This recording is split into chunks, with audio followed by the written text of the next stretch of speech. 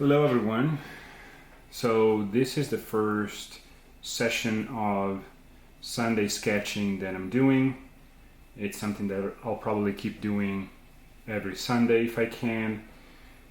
Can't make promises right now because this is the first time doing that. So for today we're going to be sketching John Hancock, The Shadow Viper by Big Child Creatives. This is a bust. And as you can see, the bust has some skin, possibly some leather, and hair, facial hair, like beard, and a bunch of metal, what I perceive as metal pieces, maybe some glass where the eye is, or it's just some sort of like metal bandana on the eye. So this is the bust. And yeah, looks like that, right? So I clamped it in my sort of a painting vise or painting clamp. This is not necessarily how you're supposed to use this thing, but it's the best way I can clamp this thing down, so I did it. So let's get into it for a second. If you want to skip to the painting, you can do that. But I still have to prime this thing. So what I want to do first is look at it. How do I want to prime this thing and in a way that it makes my painting easier? Again, we are sketching today, so when we're talking about sketching, it's not necessarily to finalize the miniature, but it's just to sketch potentially where the lights are, just building the volumes, not really finishing the miniature. So it's really important for me to have that goal going into this, because if the goal is to create a visually pleasing miniature, then I can spend infinite amount of hours on it. But if my goal is to go in and sketch lights and shadows, not necessarily the brightest lights and the darkest shadows, but get a sense of almost like doing an 80-20, with 20% of the time I'm going to do 80% of the work, and then I can spend the remaining 80% of the time doing the 20% of the work with little details and finishing touches. Today is about covering the largest amount of surface and process in about an hour and a half, maybe 2 hours at the most. So that's it for me today. So with that goal in mind, let's see. The miniature is looking right at me when it's in this angle right here. So I am probably going to have the light come down like this, so I can get a lot of shine on these pieces of metal, really make them stand out, and I can get also that bandana with light coming down on it like this. So what I'm going to do is prime it all black and then have white primer from here. So if I take my airbrush, I will probably angle it like this to get the light that I want and leave everything else black. So that's what I'm going to do. I'm probably going to talk over the video for the rest of this video, so that I can just do what I need to do and not necessarily do voice, speak as I go, and just do the painting and then, voice over it. Okay, so I primed the miniature, as I said before, with the lighter or like white color coming from the top right, and now I'm applying a coat of underpaint. I'm using some colors. I believe this is Scale 75 Artist Series, mixed with Winsor & Newton, their acrylic professional color. So I'm applying a kind of a burnt red to the skin surface, and the blue, like a cobalt blue, to the metal surfaces.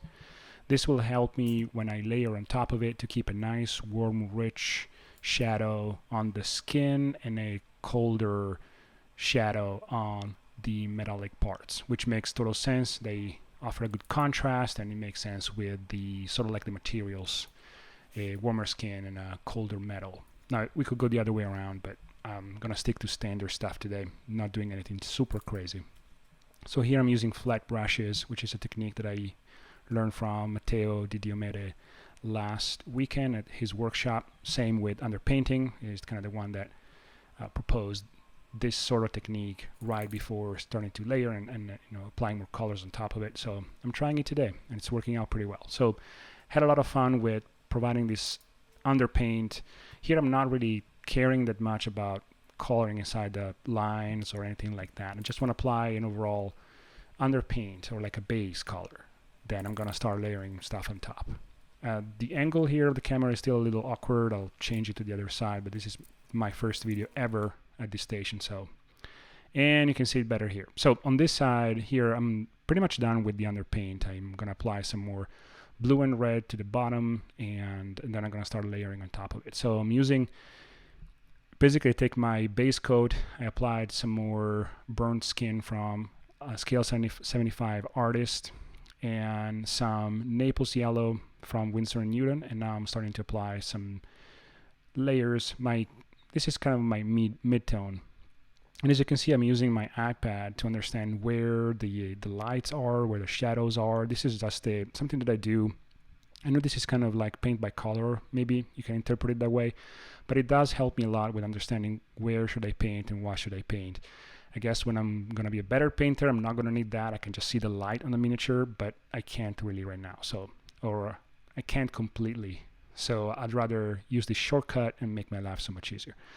So here I keep adding layers, and right now I'm just the skin. I'm taking a look at where the light hits, and I'm gonna cover all of that surface with that same color. I applied some more Naples yellow from Winsor & Newton to just add an additional layer, and I'm applying it on the parts of the miniature where I'm gonna start building some of that light. The face, pretty much like the pec, the abs, and the right side of the face, which is where the light hits. So I'm having a lot of fun here, and I keep adding some more Naples yellow to and some maybe red to go up and higher in brightness, and you can see the skin is starting to come out. It's not just a flat red surface anymore. And I'm doing the same thing with the metal. Now I'm using some of that cobalt turquoise and Naples yellow to create some sort of a blue greenish to start highlighting or like providing some light to that right side, the metallic side. It's a very different texture compared to the skin, so I'm trying to be, to use more like contrast, having really dark parts next to really light parts, and it's something that I'm gonna build on top of the sketch anyways. Right now the goal for today is just to sketch the basic colors and the basic template of the miniature, and then I can build on top of it later on. Today is just I want to know where the light hits and what I'm dealing with, so that I don't have to use the iPad from here on out. After that, what I'm gonna try and do is go up a little bit more in light on the skin. As you can see, I'm using a little bit more Naples yellow on top of my base color to take it up a notch, and especially to the face where the light is going to be the brightest. So I'm working really to build these colors. And as you can see, I'm wearing my super nerd goggles, like my magnifying goggles. That's because I don't have great eyesight, so I need something that helps me see that close. Anyways, I'm futzing around with the iPad to see some of the details. And then what I'm gonna do is block out the hair with a nice black from, I believe it's still scale 75 Artist. So I'm blocking out the hair so that it gives me a more complete look. So I know exactly what I'm dealing with. Then that's just it. I'm not gonna do anything anymore to the hair at this point. So some more Naples yellow and cobalt turquoise to add a little bit more edge highlight and a little bit more light to the metallic parts. Nothing fancy here. Sometimes when I miss pieces of the skin, like for right now, the neck, I go back and take a better look at it and add some more details, even though it's just a sketch. So now I'm doing something really cool, which is applying a bounce light. So this is light that is coming from the shadow side, and it gives it an impression as if this person is John Hancock is in the presence of green neon light, which gives it a nice deep look. It makes it look less flat, more three-dimensional, and it does give it an impression as if this character is in an environment. It's not just standing on a bust on a plinth. It's in an environment that we can imagine a little bit more. So I added that green by mixing Naples yellow again and cobalt turquoise, and I started applying to the left side of the face. And then what I did is I started applying some more highlights to the skin. For me, it's a very much a back and forth process. It's not like a linear building up from zero. So but now what I did is creating a darker green from the bounce light, and I started applying it around the brighter green just to make it look as if the bounce light is coming from a shadow. It's not just coming from it's just coming out of the blue. It gives it a more natural look, and you'll probably see it in the complete or in a more zoomed in photo or video. But essentially what I'm doing right now is just applying some light to the hair just to give it a better look. So I'm going to sketch each and every piece of the miniature. I added some of that to the belt, and I'm ready to go. So we have a clear point where the light is coming in, right? You can see that there are shadows, there's some mid-tone. Maybe I'm going to add some more reds in the mid, kind of to make the red, this area here a little bit more reddish. And there's a clear light that's coming in this direction. You can see that the point of top light is up here in the hair, the face. It's coming down here. The pieces of metal here, it's coming in this direction, same. So I did some very basic edge highlighting, but I didn't really focus on edge highlighting because I'm not finishing the miniature today. And then, so there is light, there is shadow, and there's like a bounce light, right? This green light, it almost looks like it's coming from some sort of like neon light. And so this is, I could just stop here with the sketch.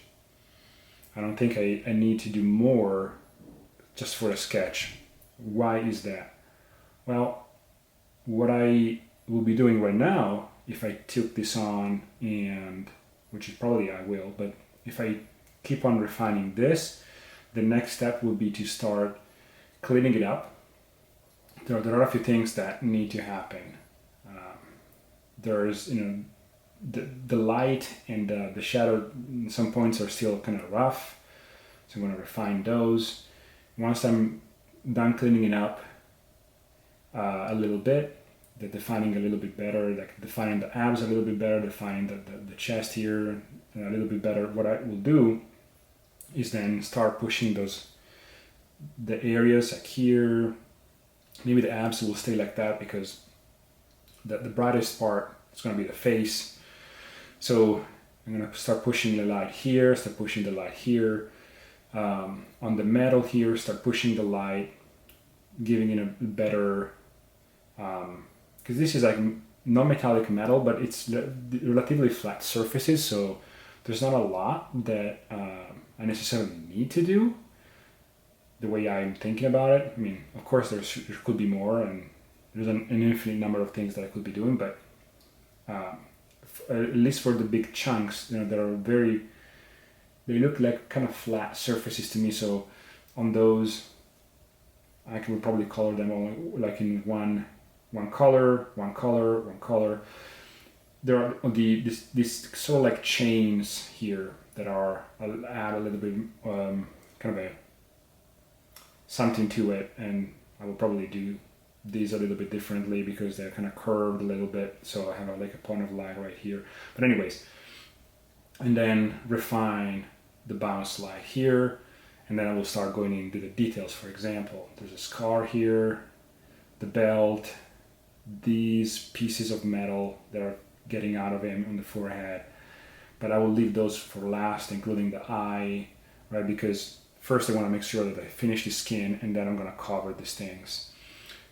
So that's how I will do it. Add, maybe darken some things, add a lot more or not maybe a lot, but quite a bit of more light, especially to the face.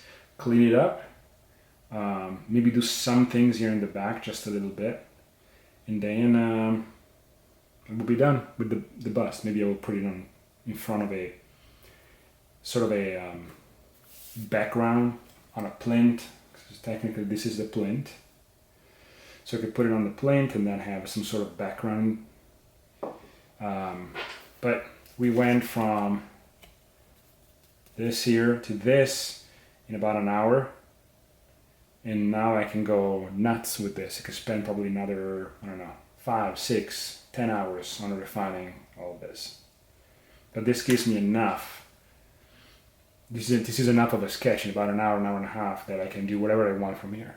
I could potentially even leave it like this, call it a sketch, and put it on the plinth and just marvel at the fact that in about an hour and a half, I got a, 4 out of 10, 5 out of 10 result that I can push further. And this is what's all about to me. Like, as you saw at the beginning, if you just stopped and looked at what I did at the beginning, you could probably think, oh, how can you take this mass of color going from blue to red anywhere, right? Well, the sketch is all about that to me. Again, I'm not an experienced painter, I'm not a professional painter, but I like to start from a spot where I'm like, okay, where do I take it from here? And figure out like how I can mix the colors and create tones to actually get something good out of it. This is the mixing is the fun part. It's almost like instead of I could take pre-mixed colors, right? And I have a bunch of those. And don't get me wrong, I do use them, and professional painters use them, and there's nothing wrong with that. Is that for this particular sketch, I'm starting to push myself to get more comfortable with using maybe more basic color, like fewer colors, and then do a lot more mixing, rather than getting these pre-mixed colors. And that's pretty much it. So I'll probably start refining this, and I'll probably put it on camera so you can see how. Right now I'm calling it good enough for a sketch, but then you can see probably when I will call it good enough for a more finished product or a more finished job. But that's it for now. All in all, I think the goal that I set for myself was to sketch in an 80-20 fashion, like with the 20% of the time sketch 80% of it. It is probably not 80% close. I would say it's close to 80%, and I'm happy with it. It was a lot of fun to do it in such a short amount of time. It's also a small bust, just to give you an example. This is my Apple Watch, right? It's a tiny bust, so it's not a big bust.